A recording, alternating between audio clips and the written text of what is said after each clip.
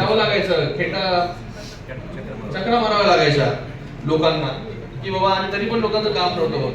पण आपण गेल्या 2 वर्षामध्ये शासन आपल्या दारी याच्या माध्यमाने शासन लोकांपर्यंत पोहोचलं आणि 5 कोटी लोकांना याचा योजनेचा लाभ मिळाला.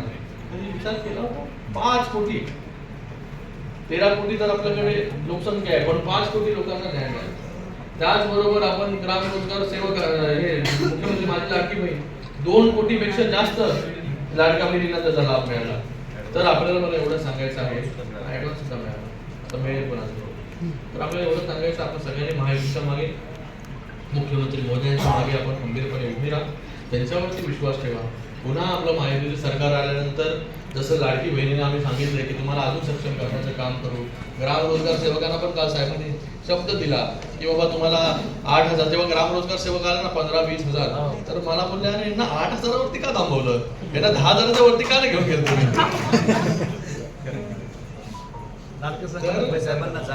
तर शिंदे साहेबांना आपली जाणीव आहे, सर्वसामान्यांची जाणीव, म्हणून सर्वसामान्यांचं सरकार आहे ना आपलं सरकार. आपण असंच थोडी म्हणतो, आम्ही काय ब्रँडिंग थोडी केली आहे. आपलं सरकार, मीच बोलून आपलं सरकार लाडकं सरकार होणार आहे का?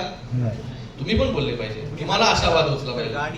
गाडीला पुन्हा हात केला तर गाडी गाडी हात दिखाओ गाडी रुकाओ, असं सीएमचं कधी ऐकलंय का? कधी पाहिलंय का की बाबा लहान मुलांनी बाबा हात दाखवला आणि सीएम साहेबांनी लगेच गाडी थांबवली? अरे असं कधी होतं? नंदनवन बंगल्याच्या बाहेर आम्ही थांबलो होतो साहेब, खूप घाईत होते, पण आम्हाला पाहून थांबले आणि निवेदन दिलं. तर आपण सगळ्यांनी विश्वास ठेवा, एवढंच आपल्याला मी सांगायला इथे बोलवलंय. बघूया काय होतं आजच्या कॅबिनेट मध्ये. आणि सगळ्यांना मी खूप खूप शुभेच्छा. मुख्यमंत्री मोदयांच्या मागे आपल्या सगळ्यांना